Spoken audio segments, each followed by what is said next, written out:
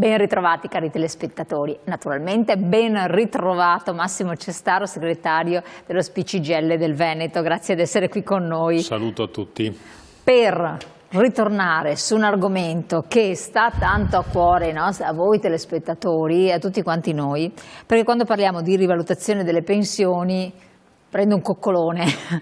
Con il 2026 bisogna un po' analizzare la situazione, poi siamo alla luce di una legge di bilancio per la quale c'è stata anche una manifestazione significativa a cui avete anche partecipato, che non vi aggradava troppo sotto certi profili, va verso l'approvazione di fine anno, per cui bisogna fare un po' il punto della situazione, no?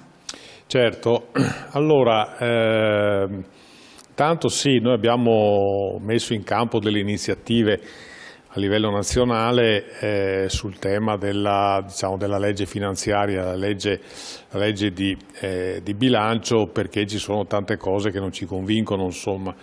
C'è una condizione reale del Paese che appare, almeno ai nostri occhi, piuttosto distante dalla narrazione che fa il governo e dalle scelte conseguenti. La rivalutazione, allora intanto dovremmo essere abbastanza certi, dico abbastanza cautelativamente, ma potrei dire certi, che l'incremento per le pensioni, quelle fino a 4 volte il minimo, ora il minimo è 600 e rotti euro, quindi fino a 4 volte il minimo lordi, l'incremento per il 2026 sarà dell'1,4. È quello che il Ministero dell'Economia decide di anno in anno? Esatto, quello che decide di anno in anno sulla base del dato inflattivo comunicato dall'Istat, che per noi è un altro elemento di criticità, perché purtroppo spesso capita che i dati forniti dall'Istat sul dato inflattivo risulta essere inferiore rispetto, diciamo, a quella che noi diciamo essere l'inflazione reale, cioè il costo del carrello della spesa cosiddetto. Infatti l'incremento dell'1,4 previsto per 2026 pensiamo che sia lontano da quello che sarà il costo della vita. Aggiungo che l'1,4 vale appunto per le pensioni fino a 4 volte il trattamento minimo, quindi grosso modo 600 euro per 4, 6.224 lordi. Sempre lordi, perché bisogna sempre ricordarsi. Questi hanno l'incremento dell'1,4, poi c'è il 90% dell'1,4 da 4 volte il minimo a 5 volte il minimo, e poi c'è l'ultima percentuale che è il 75% dell'1,4, sempre dell'1,4, per le pensioni eccedenti 5 volte il minimo. Scelta questa che da tanto tempo abbiamo contestato come sindacato di pensionati, abbiamo anche provato a fare qualche ricorso di natura legale, perché non tanto per premiare, diciamo, le pensioni virgolette più ricche, ma perché avanti per questa strada rischiamo di avere sempre più un appiattimento tra le pensioni fino a 4 volte il minimo e quelle un po' più alte. Ora uno c'ha una pensione un po' più alta perché nella sua vita ha lavorato, quindi diciamo aveva una retribuzione un po' più alta, ha versato più contributi di altri, e riteniamo ingiusto che ci sia un meccanismo che penalizza le pensioni medie, insomma. Tra l'altro, come abbiamo detto tante volte, sarebbe opportuno che su questi elementi vi fosse un confronto con le organizzazioni sindacali, perché noi possiamo anche convenire sul fatto che le pensioni più alte abbiano un incremento un po' meno forte delle pensioni basse, ma sarebbe opportuno che questo risparmio che lo Stato fa venisse rivolto alle situazioni più fragili. Mi spiego meglio. Da un sacco di tempo noi stiamo dicendo che una volta dicevamo per i giovani, no? Adesso sono i giovani, anche i meno giovani, cioè tutti quelli che hanno rapporti di lavoro precari, saltuari, intermittenti, e sono tanti, una popolazione molto larga di lavoratori che col nuovo sistema, che ormai è quasi una trentina d'anni per la verità, di calcolo per i trattamenti pensionistici costruiti sui contributi effettivamente versati durante tutta la vita lavorativa, è evidente che quelli che hanno appunto avuto rapporti di lavoro intermittenti, discontinui, part-time volontari, eccetera, hanno una contribuzione più bassa rispetto a chi ha avuto un rapporto di lavoro a tempo pieno, a tempo determinato. Allora quelle fasce di persone dovrebbero essere tutelate, perché da qui a breve, quando comincerà ad avere completamente il sistema contributivo effettivamente a regime, totalmente a regime per tutti, avremo delle pensioni povere. Sì, infatti, le pensioni povere relative appunto a quei lavoratori che hanno avuto dei rapporti di lavoro intermittenti. E allora noi già abbiamo avanzato alcune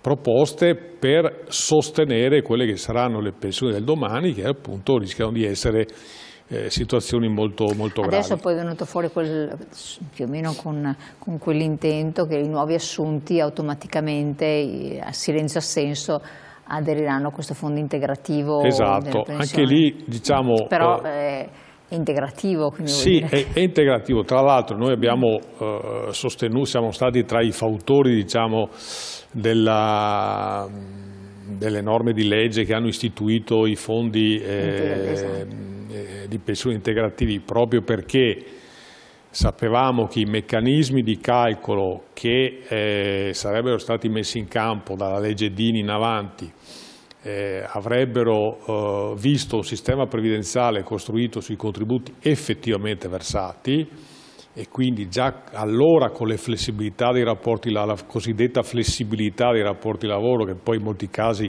questa flessibilità si è dimostrata essere precarietà appunto e basta, con quel sistema di calcolo le pensioni sarebbero state pensioni povere, e quindi abbiamo detto che si costituiscano dei fondi di previdenza complementari costruiti tra un rapporto diciamo tra il lavoratore e il datore di lavoro. Sono sistemi a capitalizzazione, cioè io avrò un trattamento pensionistico in relazione ai contributi che ho effettivamente versato, però è un'integrazione che diciamo voto per pieno poi si attesta mediamente tra il 10 e il 15% quando va bene, e sempre stiamo parlando di rapporti di lavoro buoni. Ma è evidente che se la pensione principale subisce uno scarto significativo, per cui alla fine quella persona va in pensione col 50-60% della sua retribuzione media negli ultimi anni, voi capite che diventa una cosa oggettivamente complicata. Quindi, per tornare al ragionamento di prima, per noi sarebbe importante avere un confronto con il governo, con quelli che verranno, per dire cosa vogliamo fare rispetto a un paese che tenderà verso la povertà, e quindi questi risparmi... Che diventerà un'emergenza sociale. Certo, quindi questi risparmi che si fanno sul sistema previdenziale, diciamo, siccome, adesso la dico così, sarebbero soldi nostri, vorremmo che ci fosse un confronto per capire come una parte di questi soldi vanno a sostenere le fasce più deboli. Quindi diciamo questo è il tema, quindi abbiamo questi due elementi.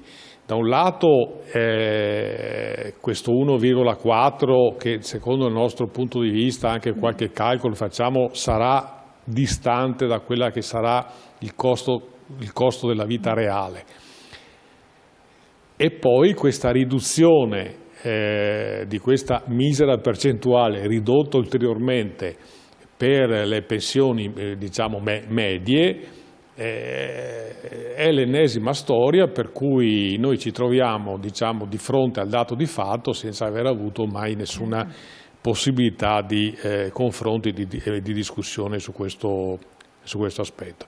E guardate, la cosa è grave perché appunto andiamo verso una condizione nella quale i nuovi pensionati saranno pensionati, diciamo, significativamente più poveri rispetto ai pensionati di qualche anno fa. Infatti. E questo naturalmente è un tema che deve interessare il governo. Dico questo governo come qualsiasi altro, perché la norma Dini, poi tutti dicono la Fornero, ma in realtà la Fornero ha adeguato alcune parti che riguardano la norma generale già introdotta dal governo Dini.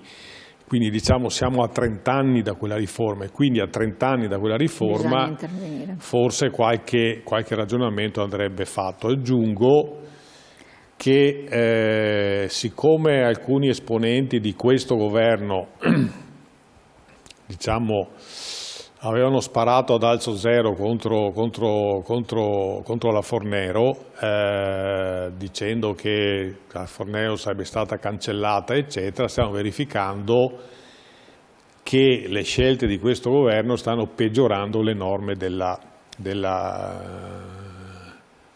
Fornero. Per esempio, quell'elemento della flessibilità in uscita, che è una delle caratteristiche che aveva la riforma Fornero, che appunto, essendo la pensione costruita sui contributi effettivamente versati, diciamo, posso decidere io quando andarmene in ragione dei contributi versati. Ecco, adesso non è più possibile, cioè o è possibile solamente se ci sono alcuni requisiti che sono piuttosto alti, per cui non, diciamo, è stata messa in discussione perfino quell'elemento, è stato messo in discussione perfino uno di quegli elementi della norma Fornero che poteva avere un qualche interesse. Però si è anche parlato del fatto che queste uscite anticipate potevano essere un po' fuorvianti, perché le persone non si rendevano conto che avrebbero rinunciato per sempre a degli importi di pensione, perché comunque esci prima, sì, però perdi un tot. Questo sembrava non fosse ben compreso da chi faceva questa scelta. Diciamo, quindi, uno fa una scelta, nel senso come quelli che sono andati via, per dire, con quota 100, andando via con quota 100 uno perdeva qualche punto percentuale della sua pensione, ma è una valutazione che uno fa, cioè nel senso non stiamo parlando di obbligatorietà, stiamo parlando bisogna di scelta. farla con consapevolezza, e quindi dubbio. Naturalmente, ripeto, rispetto a questa norma che stava nella legge Fornero, questa che abbiamo chiamato flessibilità in uscita, uno si fa i conti e dice ho 62 anni di età, ho 38 anni di contributi, mi faccio un calcolo, quindi presso i patronati dell'INICA, insomma, o comunque uno si fa il conto di quanto è il suo trattamento pensionistico e decide, insomma, se andarsene o meno. Questa è una cosa piuttosto interessante, soprattutto per le donne, che non è tanto l'opzione donna, che quello era un taglio significativo. Dopo ne parliamo appunto di questo. Perché dopo un taglio piuttosto importante, attorno al 30% del trattamento pensionistico. Però, dicevo, poteva essere interessante soprattutto per le donne, perché sappiamo che le donne hanno i tempi di cura che stanno ancora, purtroppo, dico io, sulle spalle delle donne e delle mamme, e quindi il tempo di cura della famiglia è una pesantezza in più rispetto ai tempi di lavoro, per cui questa flessibilità in uscita poteva essere, diciamo, interessante, naturalmente, sempre che uno si deve fare i conti e vedere se la cosa conviene o meno. Interrompiamo un secondo. Il problema è che questa cosa non c'è più. Esatto, nel senso, devi superare un ostacolo talmente alto e quindi, insomma, è una norma che è stata fortemente depotenziata. Torniamo tra poco su questi temi. Abbiamo la pubblicità qualche secondo, ma voi restate sempre con noi.